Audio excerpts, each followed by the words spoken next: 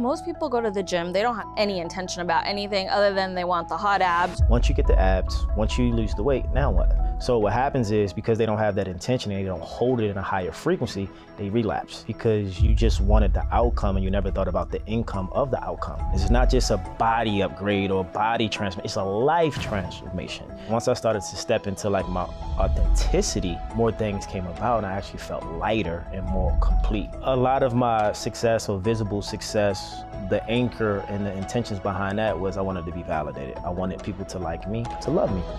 Hello, I am Deepika Sandhu, the CEO of Soul Sparks Press, and I am so excited today to be in conversation with Eric Bigger. He is a former fan favorite from The Bachelorette, reality TV star, fitness coach, mindset coach, you name it, all the things. Also my friend. Hello. Hey, Deepika, how are you? I'm wonderful.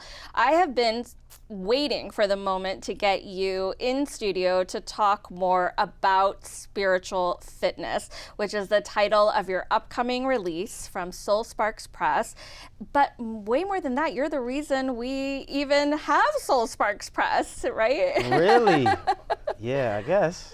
You were the very first person to say yes to Soul Sparks Press. Oh yeah, that's right. And I was so mesmerized by the way you coach and train people in the gym because your method was so incredibly unique. And I said, the world needs to know about this. You need to write a book. And you said, let's do it together. And boom, here we are. Here we are.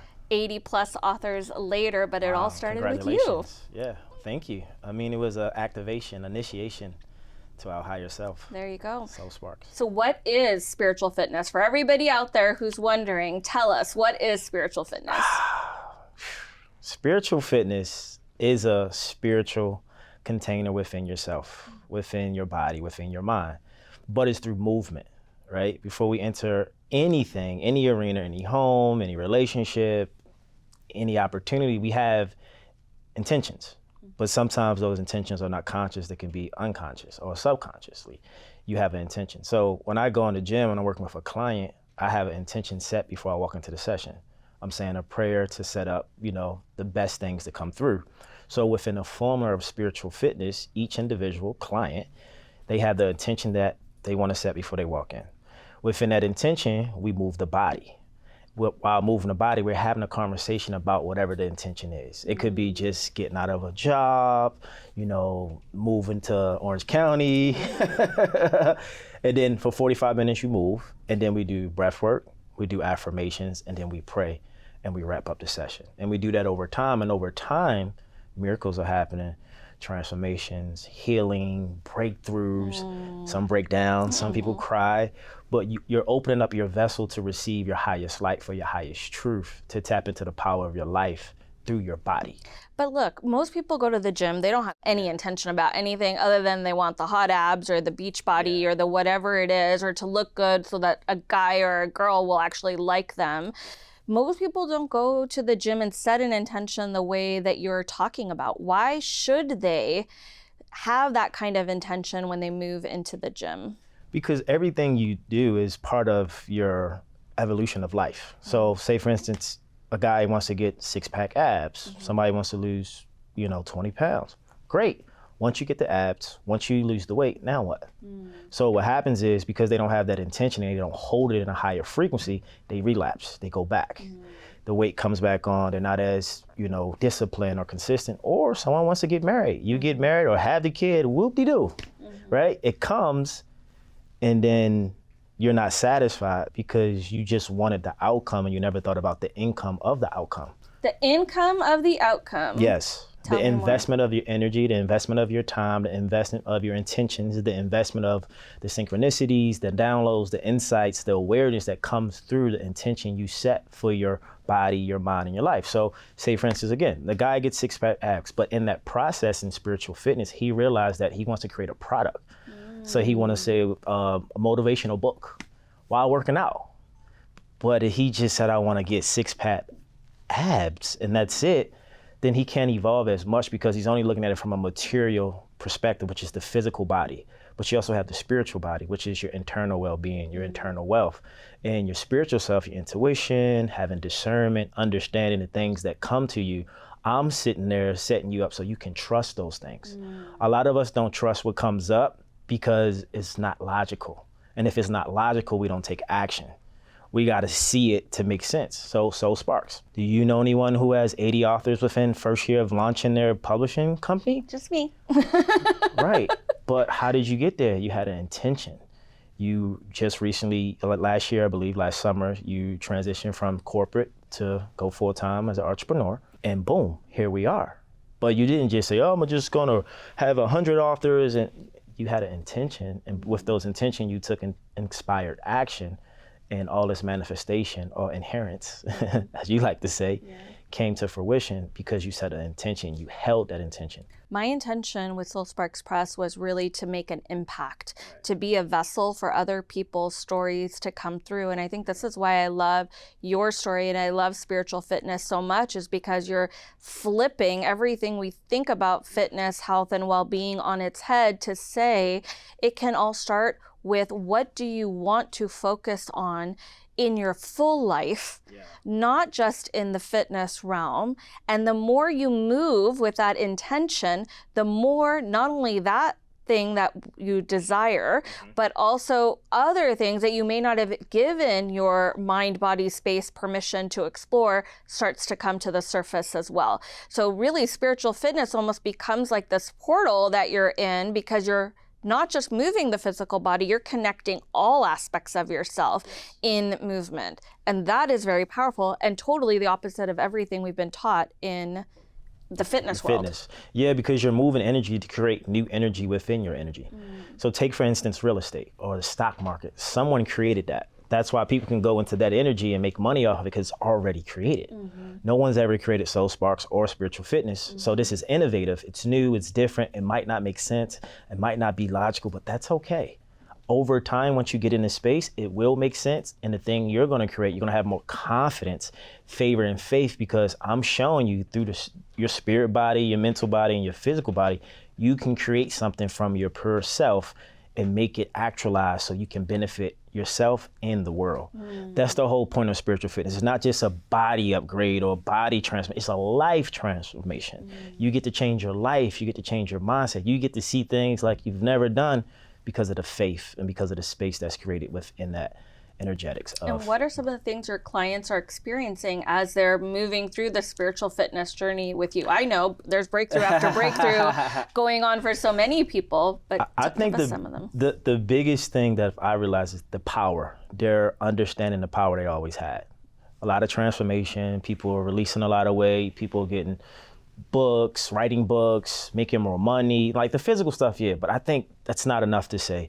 It's the internal stuff. People are having more confidence, more faith, more certainty in the unseen, knowing that one client, I said, you think you can jump rope? I don't know, I've never jumped rope, but then they start jump roping. They start doing push-ups. They're doing things they never thought they could do because the energy is propelling them to do these things because of the confidence and the certainty that's created within themselves. I'm not doing anything but holding space. But and you're not saying jump and give me 20 or anything like that either, right? You're not pushing them in that way. But as they develop more relationship with that intention that they're setting and with the movement that's happening as they're talking to you, they decide, I can do this, or I want to move myself in that direction. That's powerful. It's this co-creation because we're coming together as one. So if you're talking to me, I'm talking to you, and you're letting me know what you're dealing with at work, at home, maybe with a partner, and you're releasing all these things in a session, now I have more awareness. So when I'm coming to the next session, I got more information, more data to kind of help support you in wherever you're going. And so the biggest thing is, how can we help each other be the best we can be? Not I as a trainer, not you as a client or individual, but together. Look what we're doing now. I said yes, you took action, I took action, and now we're here because we came together. It wasn't I, it was we. And the we's turned into what we're doing now, and that's creating another opportunity for people to hear this, to know that you can create a Soul Sparks Press. You can create a spiritual fitness and fall in love with it and not have fear. And I think most people fear the unknown, so they stick to the things that are comfortable. So fitness community, they go to the gym, they drink protein shakes and they go on diets, but that's old, that's outdated. There's a new level with your name on it, and it doesn't always have to be in the physical realm. But if you go into the spiritual realm, because everything is spiritual before it's physical within yourself, you can have those things you think you want or you really desire. Everything is spiritual before it is physical. Absolutely. This was a thought, right? Thoughts become things. Now we're here. Here we are. But all of this spiritual fitness came from you in a way that you combining things that were very important to you in your life. You love to work out. You were a gym person. Physical fitness was super important to you as a part of your life.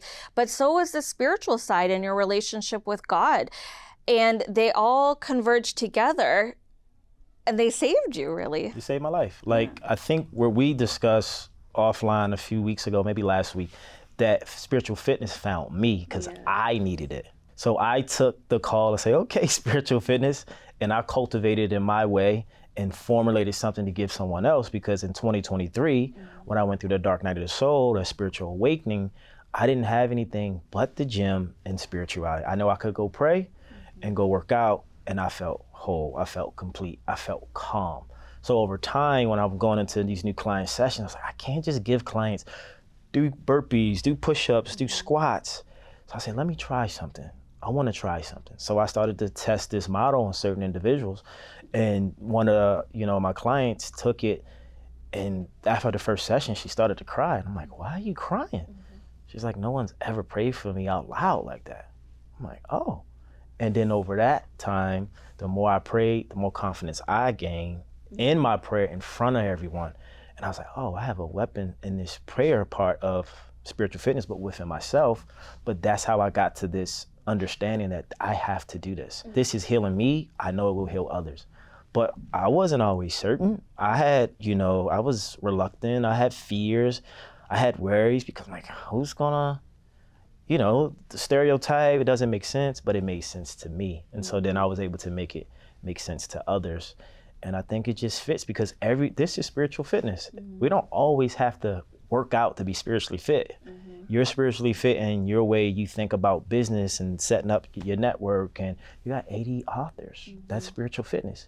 But that didn't come because, I'm gonna have 80 authors, ego. No, it was spiritual, Deepika. You sat still, you listened, you moved your body, you set intentions, and voila. And I think that's what I want people to get from spiritual fitness.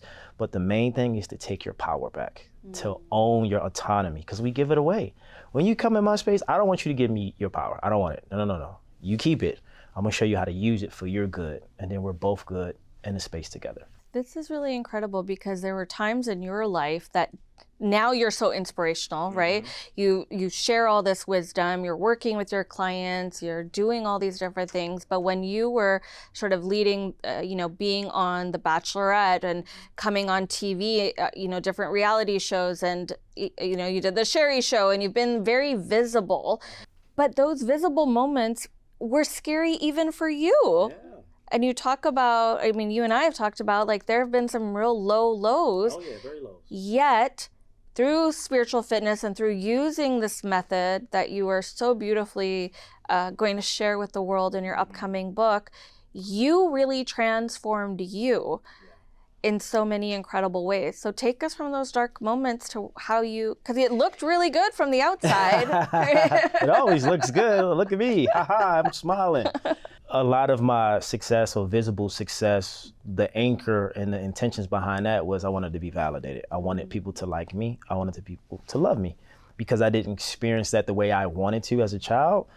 So I was like, I'm gonna be the great achiever. I'm just gonna achieve these things. And then once again, outcome, we talk about, I'm gonna take you back to outcome, income. Yeah. Once I got the outcome of success, the books were written, the podcasts came about, commercials were booked, I was on TV, I felt empty.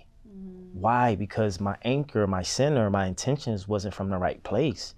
It was out of pain and fear because I wanted people to love me and not people to know me for who I really am.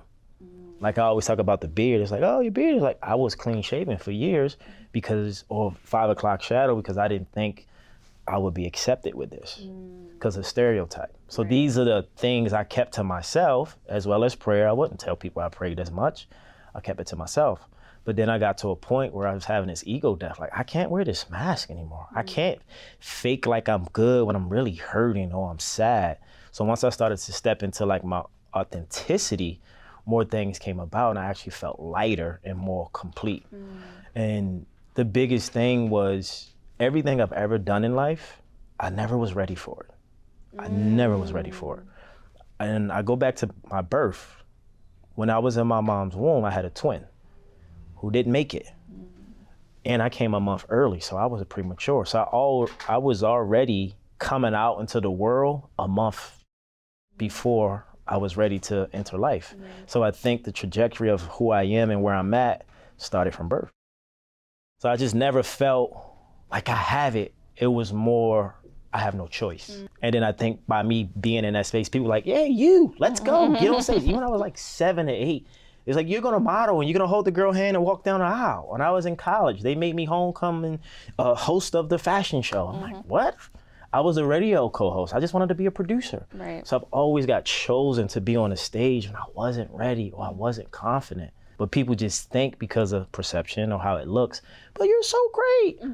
I didn't always feel great. I was in a lot of fear making big decisions. And I think this is what so many people don't recognize is that there's so much behind each person. I always say when you go to work every day, you don't know what everybody's bringing with them to work, but it's the same in life, in any relationship, friendship, work situation, just bumping into somebody at your local coffee shop. You have no idea what they're showing up there in that moment with. And I think the beauty of spiritual fitness is that you're formulating that pause, that ability to be more connected, not just with your body, but with your spirit, with your mind, in a way that when you move through all these everyday situations, you're actually going to feel so much better or more self-aware about life than you might otherwise.